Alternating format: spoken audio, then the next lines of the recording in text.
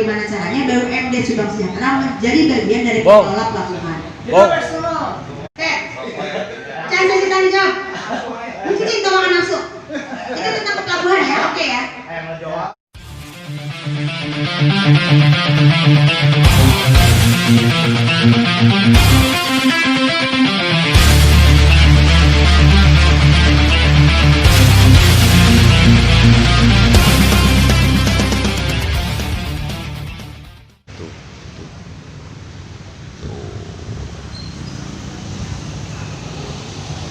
Siapa aja ikuti terus.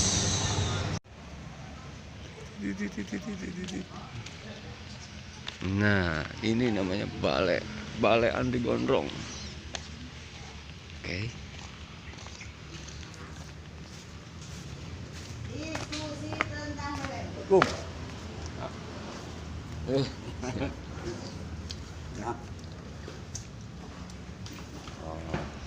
Ada teman-teman. Oleh beliau tapi ngacaput juga tidak, akan tetapi ini sebuah gagasan. Oke guys, diskusi udah mau dimulai. Ini sudah mulai pukul 1. Teman-teman juga sudah kumpul. Ada Pak Endang, ada Andi El Hakim, narasumber Iqbal, Faisal, Jenderal Subang dan kawan-kawan. Harusnya beliau ini, sosok beliau WMA ini, profil ini harusnya memegang direktur utamanya harusnya. Sorry Pak Agus, saya bilang ini berbicara. Tapi beliau ini tetap berani dengan terobosan BUMD yang selama ini ada dalam kevakuman.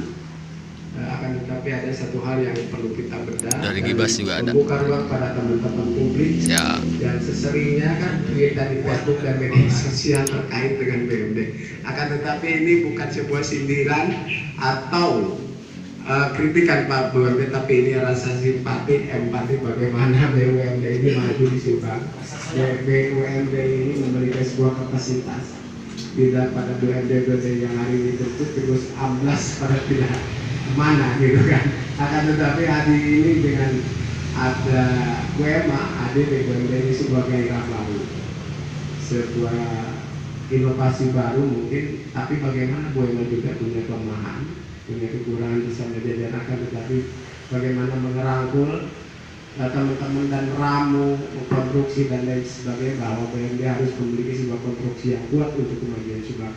Artinya inilah sebuah pemikiran bersama, bukan WMA saja dan teman-teman hari ini merasa mampu, tapi ada sebuah proses yang harus didiskusikan, memberikan nuansa-nuansa baru untuk kemajuan Subang. Saya kira ini sebagai moderator insidental saja ya, karena saya tidak pernah dibayar siapapun, ya, tetapi bagaimana nuansanya kita hidup diskusi itu. Katakan tadi ada usulan ini sangar apa ini, kami sangar nyamuk, dan saya bilang emang setiap malam itu kalau saya tidur itu nyamuk yang minta ampun, tapi saya juga memberikan donor juga pada nyamuk, bagaimana nyamuk dengan darah saya juga bisa hidup. Saya kira itu saja. Silakan Bu Emma mungkin nanti sebagai pengantar prolog dari saya, karena saya juga tidak diminta sebagai masih pinjam tempat. Sebetulnya ini jangan dibilang bahwa ini diskusi ini formal, kita informal aja, menyambung tali silaturahmi yang kemarin sempat kita agak sedikit renggang, menjauh, bukan karena jauh tetapi karena memang kesibukan masing-masing. Jadi ini sih saya membawa atas nama pribadi saya saja.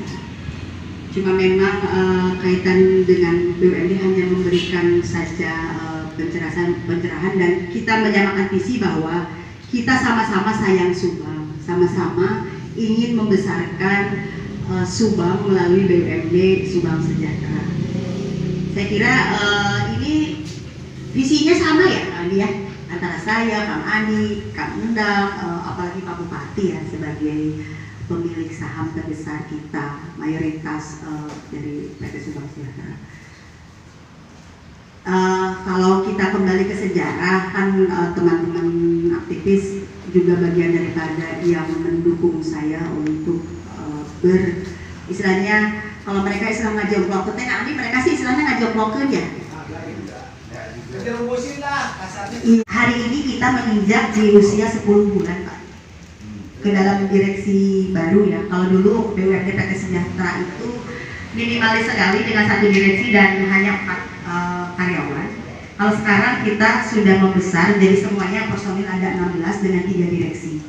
3 direksi ada dirut, direktur utama, ada 2 direksi di bawahnya yaitu direktur operasional dan direktur keuangan. Kalau tadi Kak Nandi bilang bahwa kalau memang sebenarnya yang mesti sibuk mah adalah 2 direktur di bawah, kalau Pak Dirut mah prinsipnya dia hanya kebijakan. Jadi kalau teknis pelaksana teknis saya kira mesti di bawah Dirut. Kalau Dirut hanya kebijakan saja, pengambil keputusan terakhir, decision maker saja sebetulnya. Jadi kesibukannya bukan di tataran teknis, kesibukannya adalah di tataran dia bagaimana membuat mesin ini berjalan. Karena kita mesti bisa mengaplikasikan keinginan pemilik saham dalam hal ini Pak Bupati. Keinginan Pak Bupati sangat visioner sekali, ingin BUMD ini besar, ingin menjadi sebuah holding company dan memang itu sesuai dengan keinginan juga pusat ya Pak. Ketika sekarang BUMN digonjang-ganjing, katanya ngapain ada kementerian, mestinya kan jadi sebuah holding besar, super holding seperti di Malaysia, di Singapura. Nah ini juga keinginan untuk SS sendiri di Subang itu. Jadi kalau terkesan bahwa SS ini nggak punya core bisnis, nggak kayak yang lain-lain, kalau PDAM hanya ngurusin air, saya ngurusin migas, kemudian BPR ngurusin hanya keuangan. Nah kalau BUMD termasuk yang multi usaha, jadi usahanya banyak dan mungkin pola-pola holding company dan kemitraan-kemitraan dengan pihak lain itu yang akan diterapkan di BUMD. Jadi kalau ditanya core bisnisnya apa, yang akan kita kerjakan langsung adalah trading Pak. Ini kalau di halaman pertama, ini kita itu punya core bisnis yang akan kita kerjakan langsung dengan personil kita yang ada, itu adalah trading alias perdagangan. Kita punya beberapa divisi. Di sini ada divisi perdagangan atau trading Pak. Halaman pertama ini, kemudian ada divisi pertanian, karena ini harus ada divisi pertanian ini karena kaitan juga dengan trading yang akan kita bangun, yang lebih kepada mungkin tradingnya ini concern kita adalah untuk berperan dalam program ketahanan dan kedaulatan pangan, yaitu di bidang pangan. Kemudian ada divisi jasa dan kerjasama. Nah inilah yang mungkin akan banyak sekali kita melakukan kerjasama dan bikin anak-anak perusahaan untuk usaha-usaha yang memang tidak boleh bercampur dengan usaha lain. Jadi artinya kayak pariwisata, seperti tadi Kang Nang bilang, pariwisata itu tidak boleh bercampur, mesti dia spesialisasi ternak, nggak boleh bercampur dengan lain. Makanya kita akan membuat anak perusahaan, prosesnya sudah kita lakukan. Kepemilikan saham karena anak perusahaan harus mayoritas kita, menurut Permendagri itu harus 70%. Jadi SS harus menanam saham di sana 70%, yang 30% minimal ya, yang 30% boleh orang lain. 100% pun SS nggak masalah sebetulnya kalau SS mampu. Hari ini kita mungkin baru sampai di 10%-an kita target, dan dari pencapaian target seharusnya 30%, kita hari ini baru 10% untuk BPNT ini. Kaitan dengan itu juga adalah kami ini bukan petani, kami itu tidak memiliki pabrik, kami itu hanya trading. Kita menjualkan produk-produk petani, memberikan izin dan memberikan merek.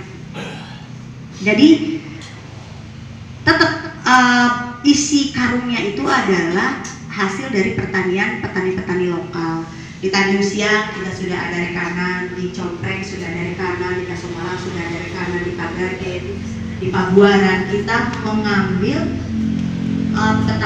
produk-produk hasil-hasil dari produk-produk pertanian mereka. Jadi kemudian ada isu nih, isu-isu kaitan dengan BPNT ini. BUMD katanya mau memonopoli. Saya bilang itu salah. BUMD itu bukan memonopoli. BUMD itu mau mencarikan pasar. BUMD itu mau memberikan kenyamanan kepada agen, kepada petani. Karena gini, kalau kaitan dengan mencarikan pasar, bukan hanya sebenarnya BPNT ini hanya salah satu pasar saja yang akan kita garap. Cuma memang problemnya itu paling rumit karena kaitan dengan kepentingan-kepentingan Ya mohon maaf ya, ada banyak pihak-pihak yang punya kepentingan usaha di situ yang merasa tersaingi atau apa, sehingga kemudian isu-isunya luar biasa. Kami harus selalu waspada dan tangkap. Yang kedua ada pasar ASN. Ini juga, kalau ini sih pandang, kalau saya hanya copas. Kalau mengenai beras ASN hanya copas. Tapi saya mau bahas dulu nih mengenai istilah memalukan ini. Jadi bukan hanya pandang, jangan khawatir yang menganggap remeh-temeh urusan pangan ini, bukan hanya pandang, jangan khawatir. Banyak yang lain juga menganggap bahwa ini mah urusan rasdom, urusan